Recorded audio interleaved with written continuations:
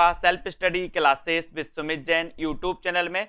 तो सभी साथियों एक बार वीडियो को लाइक कर देंगे और दोस्तों मित्रों तक शेयर जरूर कर दें। ठीक है, स्टार्ट हो चुका है आज का ये सेशन। रोज रात्रि 9 बजे अपन दोस्तों हिंदी साहित्य को पढ़ते हैं और आज हिंदी साहित्य में अपन आत्मकथा को पढ़ने वाले हैं। ठीक है, जिन भी साथियों ने सेल्फ स्टडी क्लासेस का ऐप डाउनलोड नहीं किया है वो सेल्फ स्टडी क्लासेस का ऐप जरूर डाउनलोड कर लें। ठीक है, आप दोस्तों पंजाब मास्टर कैडर एग्जाम की तैयारी कर रहे हैं, TGT PGT junior TET exam की तैयारी कर रहे हैं, तो दोस्तों आप सेल्फ स्टडी क्लासेस ऐप को जरूर डाउनलोड कर लें। ठीक है, वहां पर आपके लिए हिंदी साहित्य का बढ़िया कोर्स लॉन्च किया गया जिसमें हिंदी साहित्य प्लस हिंदी व्याकरण दोस्तों 2000 प्रश्नों की टेस्ट सीरीज उसमें आपको मिलने वाली है। ठीक है, तो सभी साथी जल्दी जल्दी से लाइक करो और दोस्तों अपने मित्रों तक शेयर जरूर कर दो। चलिए स्टार्ट करते हैं आज का ये सेशन। सभी लोग आ चुके हैं तो जल्दी जल्दी से लाइक करते जाना है। और दोस्तों उसके पहले जल्दी से शुरुआत होने वाली है ना। आज के इन प्रश्नों की अपन पूछ लेते हैं आपसे। मुड़ मुड़ कर देखता हूं किसकी आत्मकथा है। मुड़ मुड़ कर देखता हूं आत्मकथा किसकी है। मुड़ मुड़ कर देखता हूं आत्मकथा किसकी है। फटाक से आपको कमेंट में लिखना है। मुड़ मुड़ कर देखता हूं आत्मकथा के दोस्तों ये किसकी आत्मकथा मानी जाती है आपको बताना है। किसकी आत्मकथा है और सभी लोगों ने आंसर बताया है कि सर राजेंद्र यादव। मुड़ मुड़ कर देखता हूं ये आत्मकथा के जो लेखक हैं वो लेखक हैं राजेंद्र यादव, यानी ये नंबर जो है आपका बिल्कुल सही है। राजेंद्र यादव का दोस्तों आपने पढ़ा होगा। इनकी आत्मकथा है कौन सी दोस्तों? राजेंद्र यादव। आज के अतीत आत्मकथा किसकी है? भीष्म साहिनी की। ठीक है, गालिब छूटी शराब रविंद्र कालिया। ठीक है, और दोस्तों मैंने जो जिया यादों के चिराग, यादों के चिराग भी आपको याद रख लेना है कमलेश्वर, है ना। मैंने जो जिया और यादों के चिराग कमलेश्वर, और दोस्तों जलती हुई नदी, है ना, एक कमलेश्वर जी की मानी जाती है। अब दोस्तों आगे बढ़ते हैं। दोस्तों आगे आपको बताना है मणिकर्णिका के लेखक कौन है। मणिकर्णिका के लेखक कौन है? प्रश्न क्रमांक 12 का उत्तर सभी लोग बताएंगे। मणिकर्णिका के लेखक कौन है? बढ़िया प्रश्न है, अच्छा प्रश्न है, सभी लोगों को आंसर बताना है। एक क्वेश्चन आपसे पूछ लेते हैं दोस्तों, है ना। आपको बताना है कि घनानंद किस काव्यधारा के कवि माने जाते हैं। घनानंद किस काव्यधारा के कवि हैं? दोस्तों आपको पता होगा रीति काल को श्रृंगार काल की नाम दिया था आचार्य विश्वनाथ ने, है ना। और विश्वनाथ ने रीति काल को 3 काव्यधाराओं में बांटा था दोस्तों, रीति बद्ध, रीति सिद्ध और रीति मुक्त।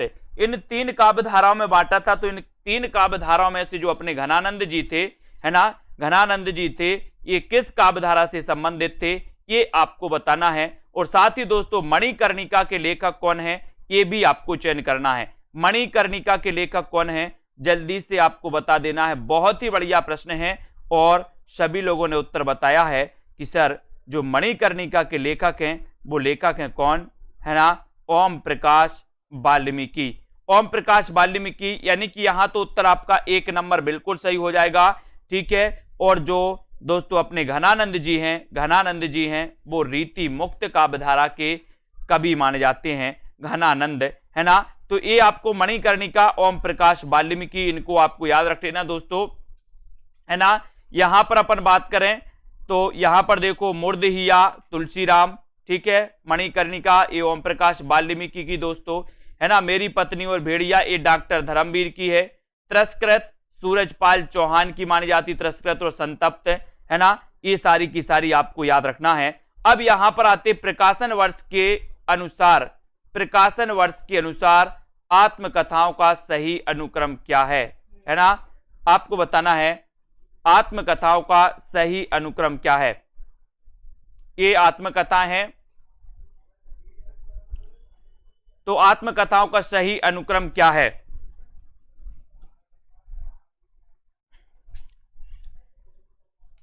और उत्तर आपका क्या हो जाएगा?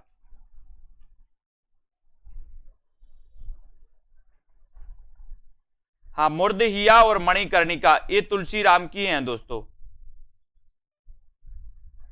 हाँ बहुत बढ़िया, मूर्धहिया और मणिकर्णिका ये तुलसीराम की है, इसको सुधार लो।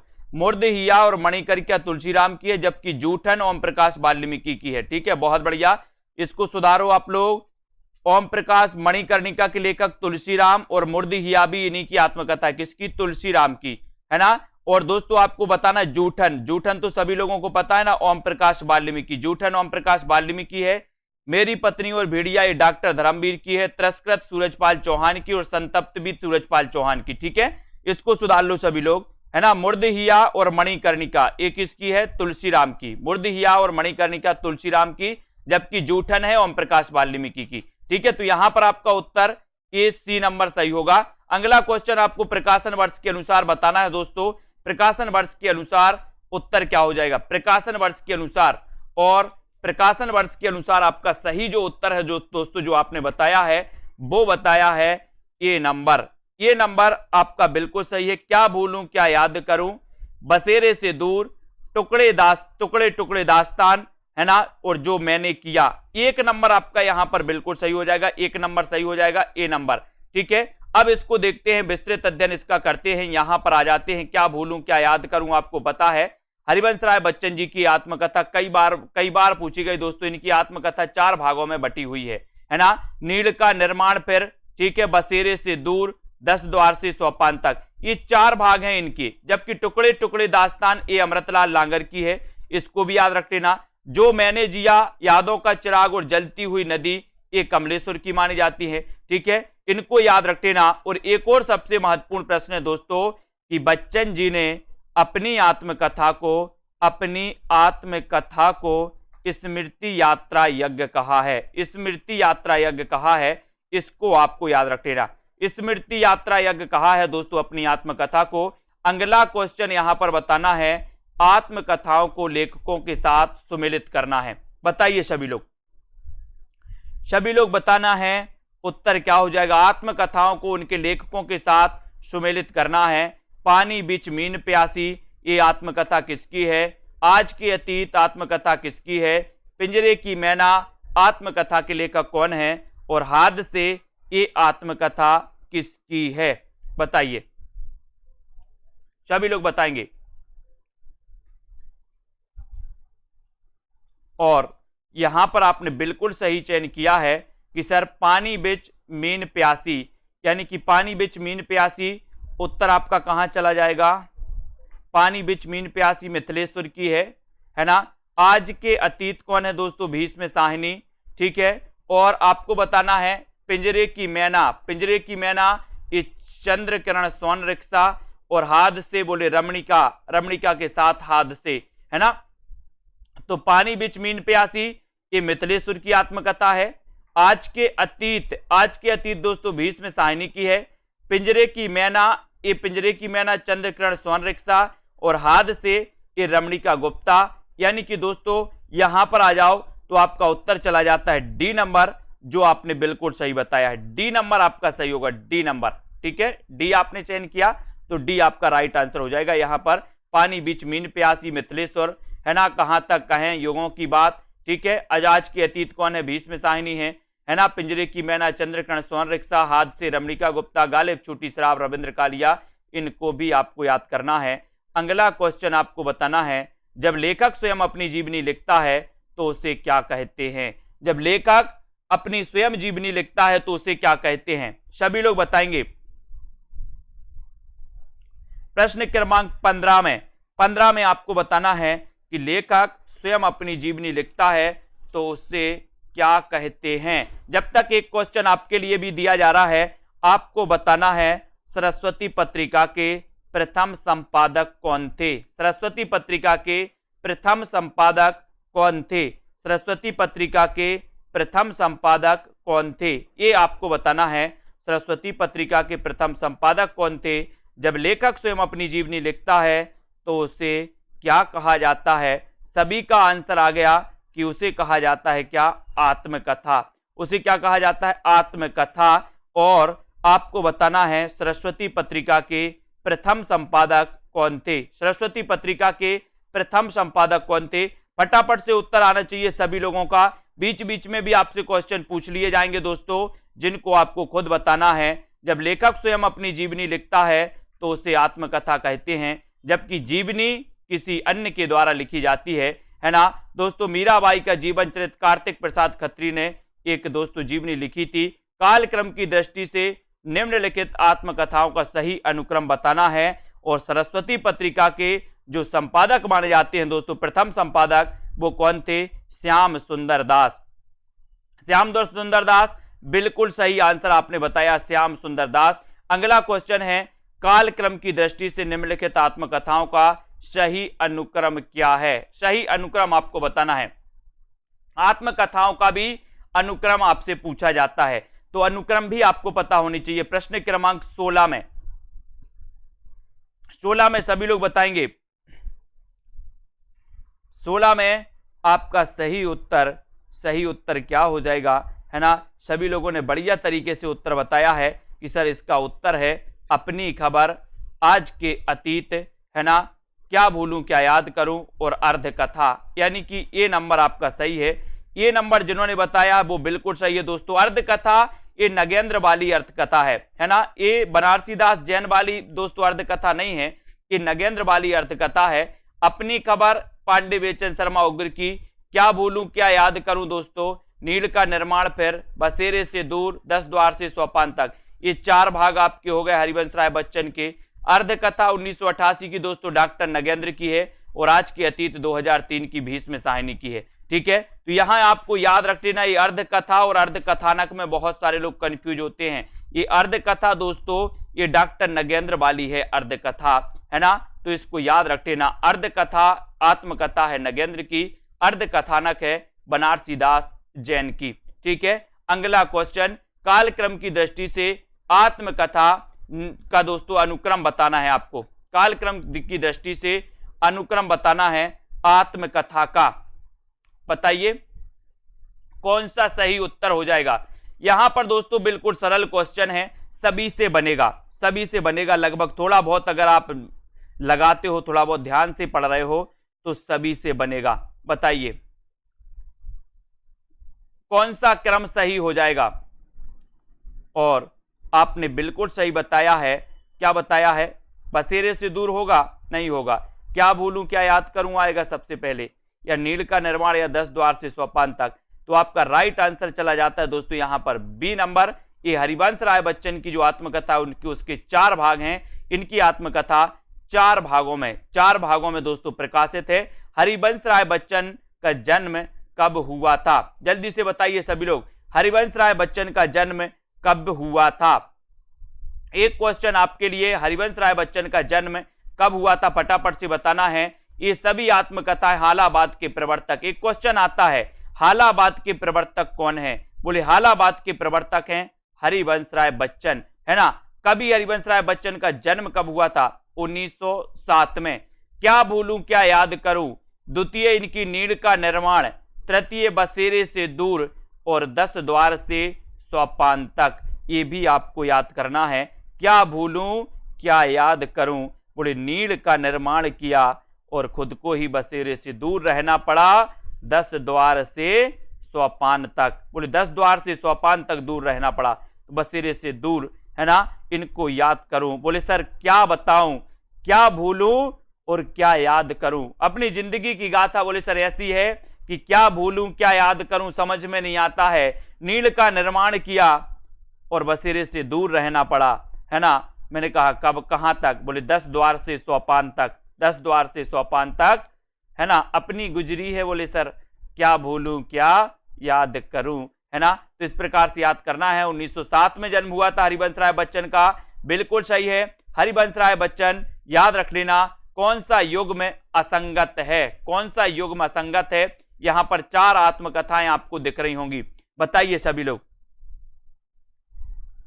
कौन सा युग में असंगत है, ये भी आपको बताना है। बढ़िया क्वेश्चन है। वीडियो को सभी लोग लाइक करते रहिए दोस्तों। जिन भी साथियों ने अभी तक ऐप को डाउनलोड नहीं किया है वो सेल्फ स्टडी क्लासेस ऐप को जरूर डाउनलोड कर लें और पढ़ते रहना है। कौन सा युग में असंगत है, कौन सा युग में असंगत है, जल्दी से बताइए। तिरस्कृत, अन्या से अनन्या, जूठन या फिर हादसे। तो हादसे तो बोले सर रमणिका के साथ हादसे हुए, तो हादसे तो यही सही है। जूठन बोले ओम प्रकाश, ये भी सही है। अन्न, अन्न कहाँ पैदा होता बोले सर खेतों में, तो खेतान, खेतान सही है। अब तिरस्कृत दोस्तों ये मोहनदास नेमिसराय की नहीं है, जबकि ये किसकी है, सूरजपाल चौहान की, सूरजपाल चौहान की तिरस्कृत है, यानी कि आपका उत्तर 1 नंबर सही होगा, है ना। यहां पर देख लो तिरस्कृत दोस्तों सूरजपाल चौहान की, अन्य खेत में होते हैं तो खेतान, जूठन ओम प्रकाश वाल्मीकि, हाद से रमणिका गुप्ता, अपने अपने पिंजरे मोहनदास नेमिसराय, मोहनदास नेमिसराय। इन आत्मकथाओं को याद करते जाना है, हमेशा पूछी जाती है दोस्तों। आत्मकथाओं को उनके लेखकों के साथ सुमेलित करिए। 10 द्वार से सोपान तक, ये दोस्तों अंतिम चरण की आत्मकथा का अंतिम पार्ट है हरिवंश राय बच्चन की, है ना। आपको ही बताना है मेरी आत्म कहानी, अपनी कहानी, मेरी जीवन यात्रा, ये आत्मकथा किसकी है, कल्पना जी बताइए। यहां पर आपको बताना है 10 द्वार से सोपान तक ये किसकी आत्मकथा है। यहां पर एक आध भी अगर आपसे बनता है इस प्रकार के प्रश्नों में तो आप सही कर पाते हो, चयन करिए। 10 द्वार से सोपान तक, मेरी आत्म कहानी, अपनी कहानी, मेरी जीवन यात्रा, ये किसकी आत्मकथाएं हैं, है ना। और लगभग आपसे बन रहे होंगे, कुछ क्वेश्चन तो आपसे बन रहे हैं 10 द्वार से सोपान तक, है ना। आपका उत्तर हो जाएगा बोले सर हरिवंश राय बच्चन लगा दो। मेरी आत्म कहानी, मेरी आत्म कहानी आपने लगा दिया क्या, श्याम सुंदर दास, है ना। अब 1-2 क्वेश्चन अगर आपसे बन गए हैं दोस्तों तो आपका उत्तर चला जाता है विकल्प नंबर बी, विकल्प नंबर बी आपका बिल्कुल सही हो जाएगा। अपनी कहानी, वृंदावन और मेरी जीवन यात्रा तो लगभग सभी को पता है, बोले सर ये तो राहुल सांकृत्यायन की है, ठीक है। तो 10 द्वार से सोपान तक हरिवंश राय बच्चन, मेरी आत्म कहानी श्याम सुंदर दास, अपनी कहानी वृंदावन लाल वर्मा और मेरी जीवन यात्रा, है ना, ये दोस्तों मेरी जीवन यात्रा ये राहुल सांकृत्यायन, राहुल सांकृत्यायन, ठीक है। मेरी जीवन यात्रा ये सभी लोगों को याद हो गए। यहां पर देखो क्या भूलू क्या याद करूं हो गए, नीड़ का निर्माण, फिर बसेरे से दूर, है ना, 69, 70, 78 और 85 में लास्ट 10 द्वार से सोपान तक हरिवंश राय बच्चन। मेरी आत्म कहानी, है ना, ये तो आपको पता ही हो गई दोस्तों श्याम सुंदर दास जी की, ठीक है। अपनी कहानी वृंदावन लाल वर्मा, मेरी जीवन यात्रा राहुल सांकृत्यायन। पिंजरे में मैना किसकी आत्मकथा है, सभी लोग बताएंगे प्रेम पिंजरे में मैना। और ऐसे कितने भी साथी हैं जिन्होंने ऐप डाउनलोड नहीं किया, जल्दी से बताओ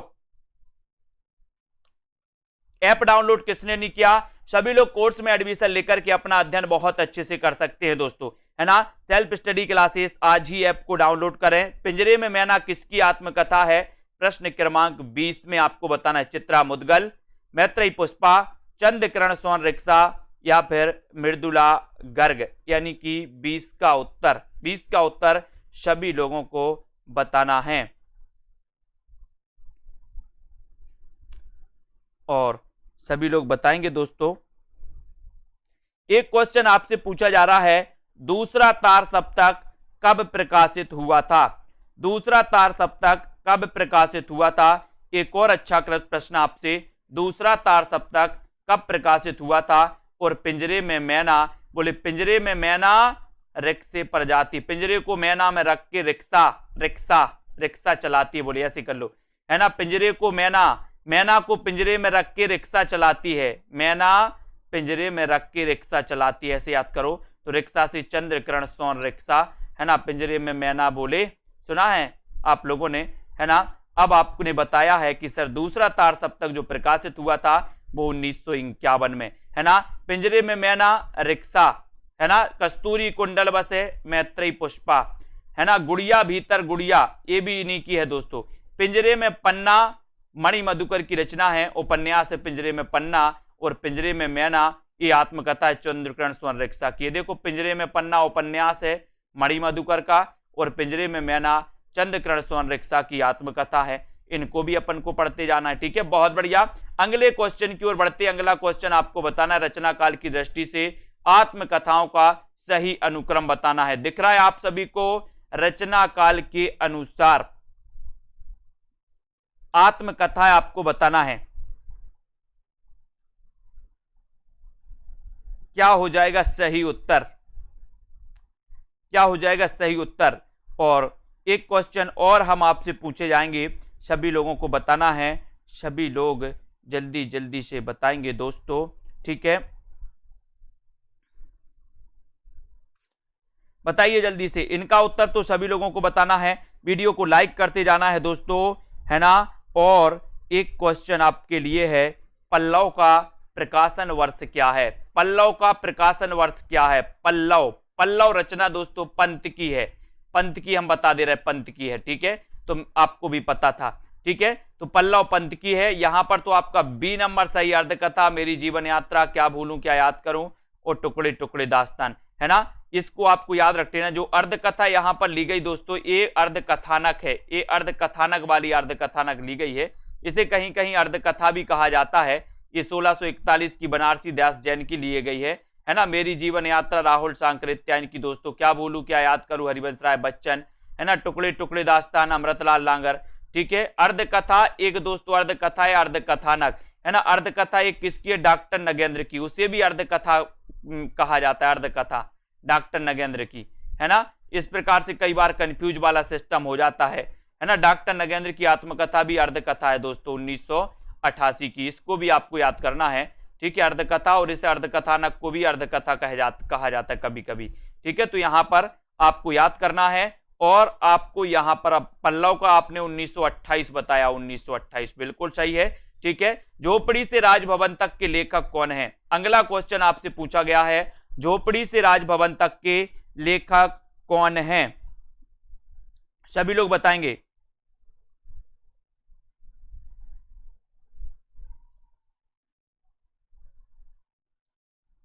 और उत्तर आपका क्या हो जाएगा? सभी लोग बताएंगे।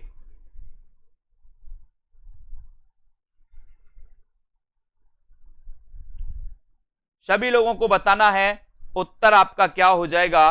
और उत्तर आपका हो जाएगा दोस्तों, झोपड़ी से राजभवन तक के लेखक हैं माता प्रसाद। कौन थे?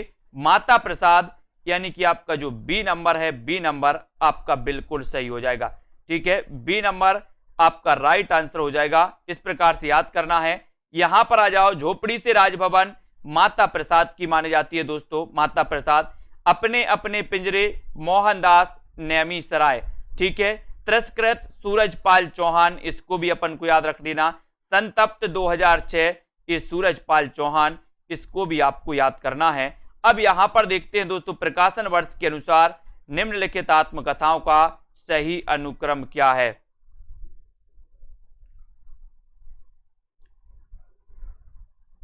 सही अनुक्रम आपको बताना है।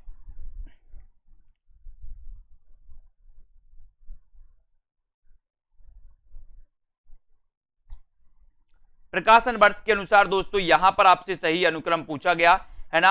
और यहां पर एक विकल्प और आपके लिए दिया गया है, ठीक है। और वो ही विकल्प आपका सही है, अर्धकथानक, टुकड़े टुकड़े रास्ते, है ना, टुकड़े टुकड़े दास्तान, आज के अतीत और मुड़ मुड़ कर देखता हूं। इन आत्मकथा को सीधे सीधे आपको पढ़ना है। अर्धकथानक बनारसी दास जैन, टुकड़े टुकड़े दास्तान अमृतलाल लांगर, इनको याद रखना, ठीक है। आज की अतीत भीष्म सायनी है, मुड़ मुड़ कर देखते राजेंद्र यादव, इनको भी अपन को याद रख लेना, ठीक है। बनारसी दास द्वारा कृत अर्धकथानक हिंदी की प्रथम आत्मकथा, प्रथम प्राचीन आत्मकथा मानी जाती है दोस्तों, है ना। ये भी आपको याद रखना है। और इसको आपको बताना है कौन सी दलित आत्मकथा नहीं है, कौन सी दलित आत्मकथा नहीं है।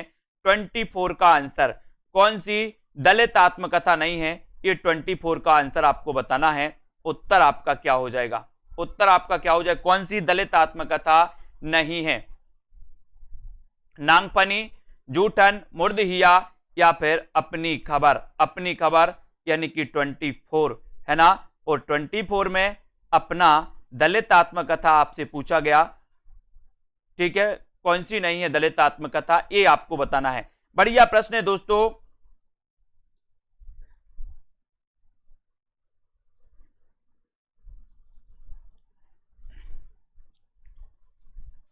और अच्छा आंसर है आपका अपनी खबर। बोले सर जो उग्र हो जाते हैं उन्हें अपनी खबर नहीं रहती, जो उग्र हो जाते हैं उन्हें अपनी खबर नहीं रहती। तो यहां पर अपनी खबर पांडे बेचन शर्मा उग्र, उग्र आपका बिल्कुल सही है। पांडे बेचन शर्मा उग्र की रचना अपनी खबर आत्मकथा है, ना कि दलित आत्मकथा। दलित आत्मकथा ये इस प्रकार से नांगफनी, रूपनारायण सोनकर, है ना, जूठन ओम प्रकाश वाल्मीकि, मुर्दहिया तुलसीराम की है, ठीक है। लगता नहीं है दिल मेरा आत्मकथा की लेखिका कौन है? लगता नहीं है दिल मेरा आत्मकथा की लेखिका कौन है? एक क्वेश्चन और आपसे पूछा जाता है कि नागार्जुन का वास्तविक नाम क्या था? नागार्जुन का वास्तविक नाम क्या था? फटाक से आपको बताना है और एक क्वेश्चन भी आपको चयन करना है। नागार्जुन का वास्तविक नाम क्या था दोस्तों? नागार्जुन का वास्तविक नाम और लगता नहीं है दिल मेरा, ये भी आपको चयन करना है। लगता नहीं है दिल मेरा, है ना? तो इसकी लेखिका कौन है? किसके बिना नहीं लगता? बोले सर लगता नहीं है दिल मेरा कृष्ण के बिना। कृष्ण के बिना यानी कि कृष्णा अग्निहोत्री।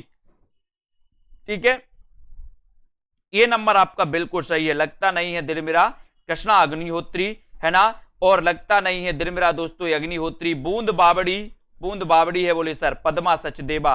ठीक है, कस्तूरी कुंडल बसे मैत्रेयी पुष्पा, गुड़िया भीतर गुड़िया मैत्रेयी पुष्पा, एक कहानी यह भी मन्नू भंडारी। और दोस्तों कली यह भी, ये भी मन्नू भंडारी की है। ठीक है, और बिल्कुल सही आंसर आया आप लोगों ने, है ना? क्या बताया है कि सर नागार्जुन का जो नाम था वो नाम था वैद्यनाथ। ठीक है, बिल्कुल आपको याद रखना है। अगला क्वेश्चन है आधुनिक कबीर किसे कहा जाता है? सभी को बताना है ना? जल्दी से बताएंगे किसके, आपको बताना है आधुनिक कबीर किसे कहा जाता है।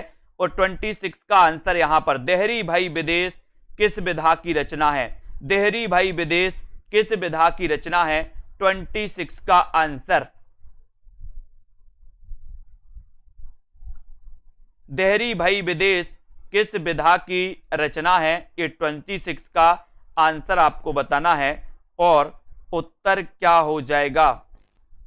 देहरी भाई विदेश किस विधा की रचना है? उत्तर चला जाता है दोस्तों, है ना? ये है आत्मकथ्य, है ना? ये क्या है दोस्तों? आत्मकथ्य, यानी कि आपका जो याद रखना राजेंद्र यादव जी की प्रसिद्ध कृति देहरी भाई विदेश, है ना? दोस्तों 20 लेखिकाओं का आत्मकथ्य इसमें संकलित है ना? इसको 3 शीर्षकों दस्तावेज, आत्मकथांश और आत्मकाव्य में विभक्त है। और इस पुस्तक का संपादन राजेंद्र यादव ने अर्चना वर्मा और बलवंत कौर के सहयोग से इन्होंने किया था। प्रभा केतान की आत्मकथा आपको ऐसे ही बताना है। प्रभा केतान की आत्मकथा ऐसे ही बताना है। आधुनिक कबीर किसे कहा जाता? आपसे पूछा गया था। तो आधुनिक कबीर कहा जाता है दोस्तों किसे? नागार्जुन को। किसे कहा जाता है? नागार्जुन को कहा जाता है आधुनिक कबीर। और प्रभा केतान की आत्मकथा आपको कमेंट में लिखना है। बताइए किस किस से बनता है? प्रभा केतान की आत्मकथा कौन सी है? ऐसे ही बताओ बिना ऑप्शन के।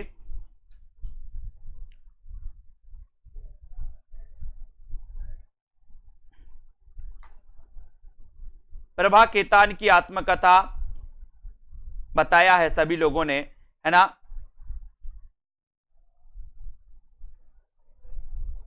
ठीक है राजकुमारी जी, कॉल कर लेना आप। ठीक है, प्रभा केतान नंबर चल रहा है नीचे नंबर।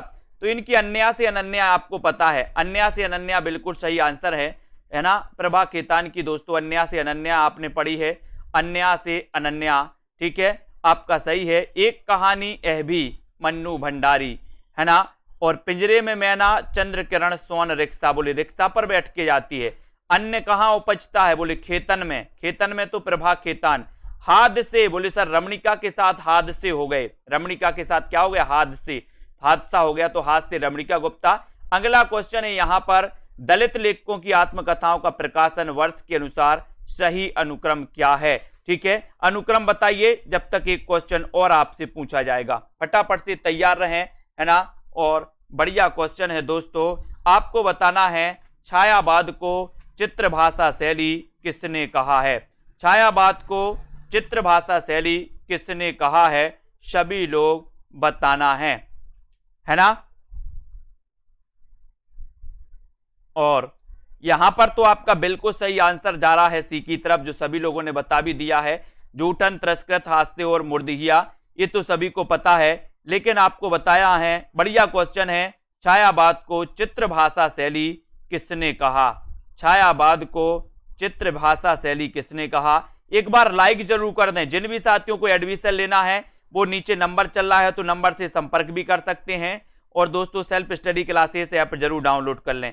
ठीक है, अब आपको यहां पर बताना है दोस्तों कि छायावाद को चित्रभाषा शैली कहा है किसने? रामचंद्र शुक्ल जी ने। बहुत बढ़िया आंसर, सभी का आंसर आ रहा है। जूठन ओम प्रकाश वाल्मीकि, तिरस्कृत दोस्तों सूरजपाल चौहान। बोले ठीक है, इसको याद रखो। हादसे रमणिका, मूर्धहिया और मणिकर्णिका दोस्तों तुलसीराम। मेरी पत्नी और भेड़िया डॉक्टर धर्मवीर। और शिकंजे का दर्द सुशीला टाकभोरे, है ना। सुशीला का शिकंजे का दर्द, बोले अगर पूछना है तो सुशीला से टॉक करो, सुशीला से टॉक बात करो, है ना। तो शिकंजे का दर्द सुशीला टाकभोरे, है ना। आत्मनिरीक्षण के लेखक कौन है? आत्मनिरीक्षण के लेखक कौन है? जल्दी से बताइए, है ना। छायावाद को चित्रभाषा शैली कहा है दोस्तों रामचंद्र शुक्ल ने। छायावाद को चित्रभाषा शैली किसने कहा है? रामचंद्र शुक्ल ने। एक क्वेश्चन और आपसे पूछा जाता है, कलम का जादूगर किसे कहा जाता है? कलम का जादूगर बताना है दोस्तों किसे कहा जाता है। बढ़िया प्रश्न है। आत्मनिरीक्षण के लेखक कौन है? ये तो अधिकांश लोगों को पता है। और आत्मनिरीक्षण करना है तो सेठ गोविंद दास। बोले सेठ बनने लगते ना, आपने देखा होगा बहुत सारे लोग आजकल सेठ बहुत बनते हैं, सेठ, है ना। सेठ पहले बन जाते, बोले जो कुछ पूछना हमसे पूछो, है ना। तो सेठ बनते हैं, तो बोले सेठ जी आत्मनिरीक्षण करिए, सेठ जी आत्मनिरीक्षण करिए। आत्मनिरीक्षण कौन करिए? सेठ। तो सेठ गोविंद दास। अब एक क्वेश्चन आपसे पूछा गया है जो आपको बताना है, कलम का जादूगर किसे कहा जाता है? कलम का जादूगर किसे कहा जाता है? बहुत सारे लोगों ने कंफ्यूज, कुछ लोग प्रेमचंद बता रहे हैं, कुछ लोग रामवृक्ष बेनीपुरी बता रहे हैं, कुछ लोग दोस्तों बता रहे हैं क्या? बहुत बढ़िया, शिवपूजन सहाय भी बता रहे कुछ लोग। तो कलम का जादूगर पूछा गया भैया, जादूगर, कलम का जादूगर कहा जाता है रामवृक्ष बेनीपुरी को।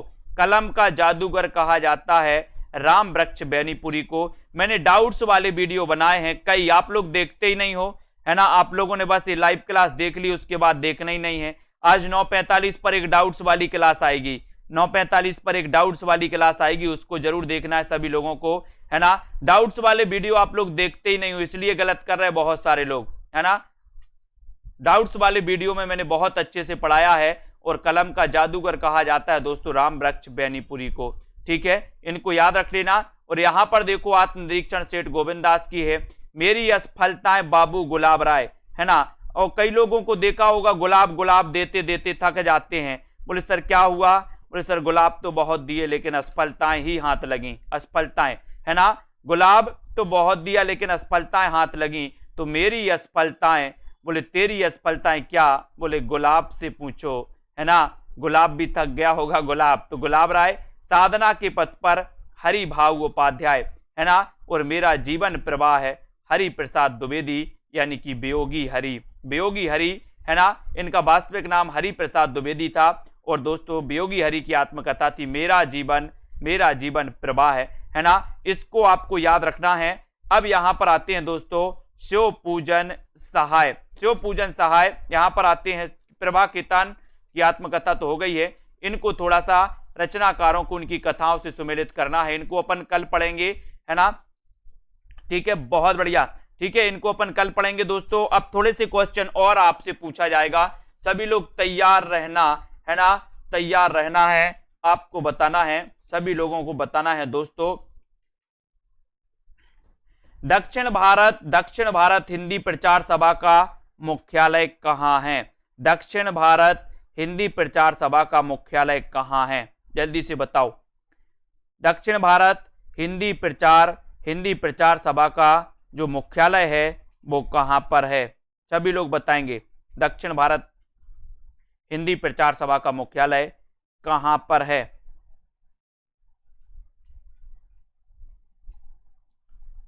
हाँ बिल्कुल,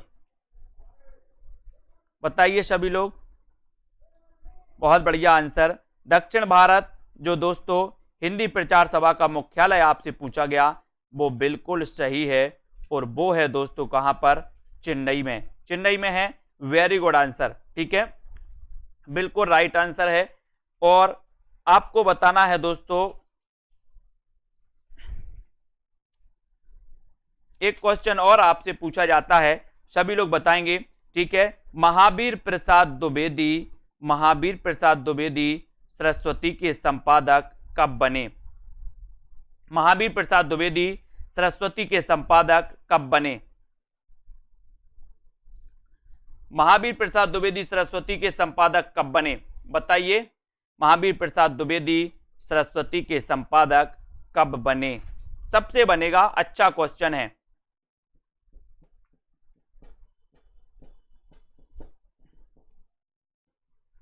और 1903 बिल्कुल सही आंसर।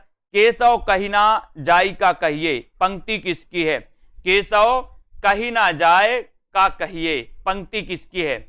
बताओ, मैंने कई बार आपको याद करवाया है। केशव कहीं ना जाए का कहिए, पंक्ति के रचनाकार कौन माने जाते हैं? पंक्ति के रचनाकार कौन माने जाते हैं? बहुत बढ़िया आंसर आपको बताना है, जल्दी से बताइए सभी लोग। ये पंक्ति कई बार पूछी गई है, केशव कहीं ना जाई का कहिए, ये पंक्ति किसकी है? और अगर आराम से इसको आपको पढ़ोगे, केशव कहीं ना जाए का कहिए, है ना, ये पंक्ति है तुलसीदास की, है ना। आपको बताना है दोस्तों, रामचरितमानस में कितना समय लगा? रामचरितमानस की दोस्तों रचना इन्होंने अयोध्या से प्रारंभ की थी तुलसीदास ने, और इसमें कितना समय लगा ये भी आपको बताना है। तुलसीदास ने कहा, तुलसीदास से एक बार केशवदास ने पूछा कि तुलसीदास जी, इतना समय क्यों लगा दिया आपने रामचरितमानस ने, पूरा संविधान लिख दिया आपने। तुलसीदास जी बोले, केशव कहीं ना जाए का कहिए, है ना। कौन बोले? तुलसीदास बोले, केशव कहीं ना जाए का कहिए, है ना। अब आपको बताना है दोस्तों कि कितना समय लगा, जल्दी से बताओ, फटाफट से आपको बताना है उत्तर। क्या हो जाएगा? 2 वर्ष 7 माह और 26 दिन, है ना। 2 वर्ष 7 माह और कितने? 26 दिन।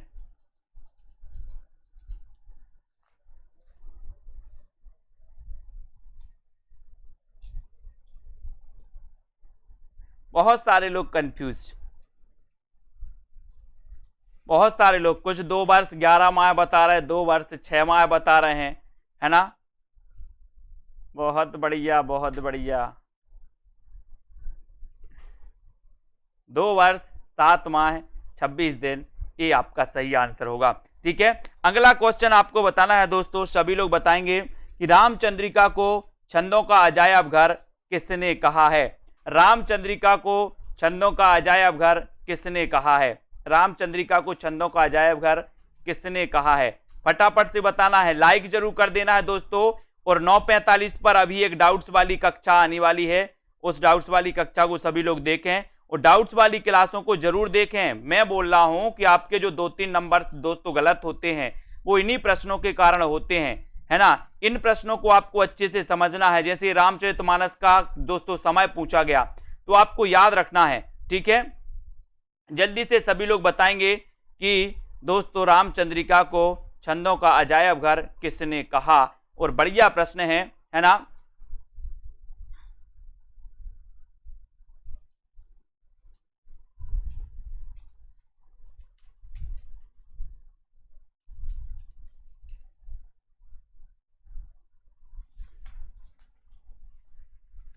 सभी को बताना है दोस्तों, और बढ़िया है। अब आपको बताना है, अपभ्रंश का वाल्मीकि किसे कहा जाता है? अपभ्रंश का वाल्मीकि किसे कहा जाता है?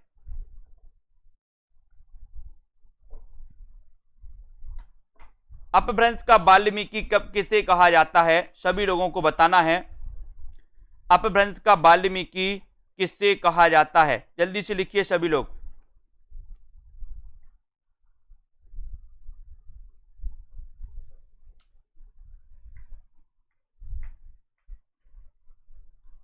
अपभ्रंश का वाल्मीकि एक क्वेश्चन और आपको बताना है, जल्दी जल्दी से लिखिए।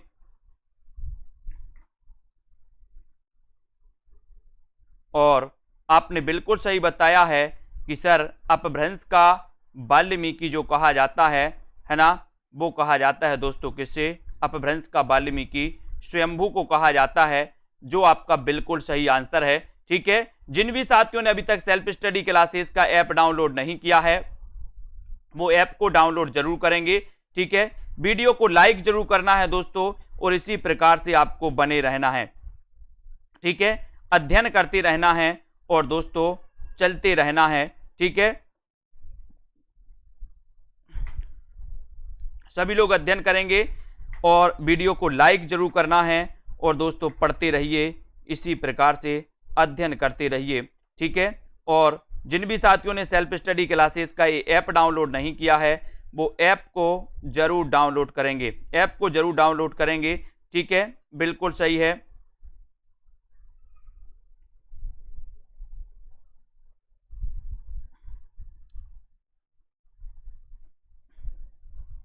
और इसी प्रकार से बने रहें, लाइक करते रहें, सेल्फ स्टडी क्लासेस ऐप से जरूर जुड़ें दोस्तों।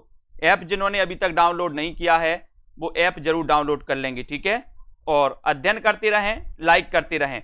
ठीक है, दीपमाला जी, दारसू जी, जितने भी हमारे साथी हैं, 9:45 पे जल्दी से आपकी एक कक्षा आने वाली है डाउट्स वाली, इसको याद रख लेना। ठीक है, बिल्कुल, है ना? प्रियंका, रंजना, पुष्पलता, कमला जी, स्वतंत्र जी, विजय जी, ओपी जी, गायत्री जी, रमा जी, सभी को धन्यवाद, है ना? बीनू जी, हनीपा जी, लालदास जी, अनूप जी राजपूत, प्रीति जी, रोमा जी, ध्रुव मोहन, पूजा, कल्पना जी, दारसू जी, रंजना, रियाज, बीनू जी। ठीक है, बिल्कुल, बहुत बढ़िया, रीनू जी, बबीता जी, ध्रुव मोहन, छोटी राय, ममता जी, मीनू, रानी जी, दिनेश जी, रीता जी, अशोक जी, शिव कुमार, शैलेश जी, लालदास, ममता जी, रीता जी, विशाल जी। भारत रत्न से विभूषित कवि थे, गोविंद बल्लभ पंत को भी मिला था, गोविंद बल्लभ पंत को भी भारत रत्न मिला था, है ना? बबीता जी, मीनू, गीतिका, अर्शदीप जी, ज्ञानेश जी, गीतिका, मनीषा जी, सभी साथियों को धन्यवाद, मनोरमा जी, सूर्या जी। ठीक है ना? श्याम पंडित जी, रचना, दिनेश जी, महेश जी, बीनू जी, नीतू जी। ठीक है, सभी साथियों को धन्यवाद, वीडियो को लाइक और दोस्तों, है ना, धन्यवाद सभी को। ठीक है, जल्दी से चैनल पर देख लेंगे सभी लोग, और आप लोगों के लिए बहुत बहुत धन्यवाद। सेल्फ स्टडी क्लासेस ऐप से जरूर जुड़ें दोस्तों, अध्ययन करते रहें, लाइक और शेयर करते रहें अपने इस चैनल को दोस्तों। इस चैनल पर अपने जो परिवार है इसको आगे बढ़ाना है। सेल्फ स्टडी नाम ही है, सेल्फ स्टडी, बोले सर, है ना? बहुत बढ़िया। ठीक है, धन्यवाद, जय हिंद।